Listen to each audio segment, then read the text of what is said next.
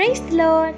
இன்னைக்கு எங்கள் மாமா வாழ்க்கையில் நடந்த சாட்சியை தான் பார்க்க போகிறோம். அவங்களுக்கு எப்போ கல்யாணம் ஆச்சு, எப்படி கல்யாணம் ஆச்சு, அவங்களோட ஒய்ஃப்க்கு எப்படி ஜாப் ட்ரான்ஸ்ஃபர் கிடச்சி தூத்துக்குடியிலே ஜாயின் பண்ணாங்கன்றதான் பார்க்க போகிறோம். வாங்க சாட்சிக்குள்ளே போகலாம். ஒரு நாள் தென்காசியிலேருந்து ஒரு பாஸ்டர் எங்கள் மாமாவுக்கு கால் பண்ணி, இந்த மாதிரி தென்காசியில் ஒரு பொண்ணு இருக்குது, பாருங்க அப்படின்னு சொல்லியிருக்காங்க. எங்கள் மாமாவுக்கு யாருமே பொண்ணு தேடலை. இவங்களுக்காக அந்த பாஸ்டராக ஃபோன் பண்ணி இந்த மாதிரி சொல்லவும் அவங்க போய் பார்த்துருக்காங்க. எங்கள் அத்தைக்கு ஜிஹெச் போஸ்டிங் தென்காசியில் தான் போட்டிருந்தாங்க. அதனால் அவங்க அவங்க அம்மா கூட அங்கே ஸ்டே பண்ணியிருந்தாங்க. அப்போது எங்கள் மாமா வீட்டிலேருந்து அவங்கள போய் பொண்ணு பார்த்துருக்காங்க. பார்த்த உடனே அவங்களுக்கு ரொம்ப பிடிச்சி போச்சு. உடனே எல்லாம் டக்குன்னு ஃபிக்ஸ் ஆகி செப்டம்பர் மாதம் 1ஆம் தேதி 2005 அவங்களுக்கு கல்யாணம் பண்ணி வச்சுட்டாங்க. மாமாவுக்கு தூத்துக்குடியில் வேலை, ஆனால் அத்தைக்கோ காரைக்குடியில் வேலை. அவங்க 2 பேருமே எப்படியாச்சும் அவங்களுக்கு அத்தைக்கு ட்ரான்ஸ்ஃபர் கிடச்சி அவங்க தூத்துக்குடிக்கே வந்துடணும் அப்படின்னு சொல்லிட்டு 2 பேரும் ப்ரே பண்ணியிருந்திருக்காங்க. அவங்க ப்ரே பண்ணிகிட்டே இருக்கும்போது இது மாதிரி ஒரு 6 மாதம் கழித்து அவங்களுக்கு திருச்செந்தூருக்கு ட்ரான்ஸ்ஃபர் கிடச்சிருக்கு. கொஞ்சம் தூரமாக இருந்தாலும் டெய்லி போயிட்டு வர மாதிரி இருந்தனால அவங்க ஓகேவாக இருந்தாலும் அவங்க கண்டினியூஸாக ப்ரே பண்ணிகிட்டே இருந்தாங்க.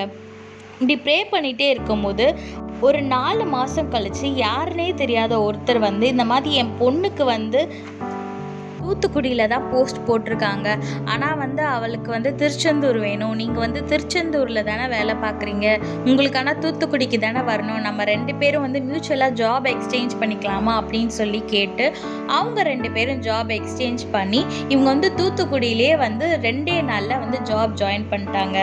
இப்படி தான் தேவன் எங்கள் மாமாக்கும் அத்தைக்கும் கல்யாணம் நடத்தி வச்சு அதே போல் ஒரே இடத்துல 2 பேரும் இருக்கணும்னு சொல்லி அவங்களுக்கான டிரான்ஸ்ஃபரும் கிடைக்க கிருபை செய்து தூத்துக்குடியிலேயே 2 பேரையும் நல்லபடியாக வாழ கிருபை செய்தார்.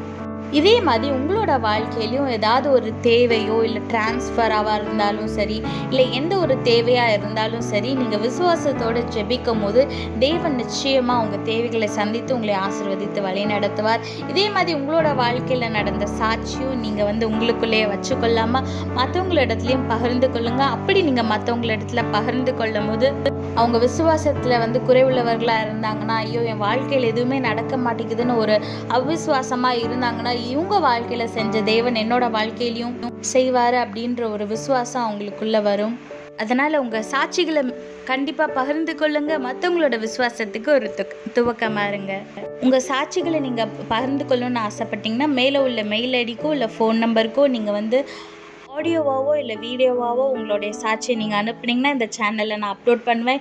இல்லை என்னோடய முகத்தையோ என்னோடய வாய்ஸையோ நான் அப்லோட் பண்ண விரும்பலை அப்படின்னு நீங்கள் நினச்சிங்கன்னா நீங்கள் ஒரு மெசேஜாக அனுப்புங்க. நான் அதை இந்த சேனலில் கன்வே பண்ணிடுறேன். ஆனால் உங்கள் சாட்சியை மட்டும் பகிர்ந்து கொள்ளாமல் இருக்காதீங்க. அதே போல் எனக்கு வசனம் வாசிக்கணும்னு ஆசையாக இருக்குது, பைபிள் வாசிக்கணும்னு ஆசையாக இருக்குது, ஆனால் என்கிட்ட பைபிள் இல்லை அப்படின்னு சொல்கிறவங்க நீங்கள் இந்த ஃபோன் நம்பருக்கு நீங்கள் மெசேஜ் அனுப்புனீங்கன்னா நாங்கள் உங்களுக்கு பைபிள் அனுப்பி விடுவோம். கர்த்தர் உங்களோட கூட இருந்து உங்களை ஆசீர்வதித்து உங்களை வழி நடத்துவாராக. ஆமென். என் ஜெபமெல்லாம் பதிலாக மாறும், என் காத்திருப்போ ஒரு நாளும் வீணாகாது, வறண்ட நிலம் நீரூற்றாய் மாறும், பெருமழை பொழிந்திடும் நேரம் இது.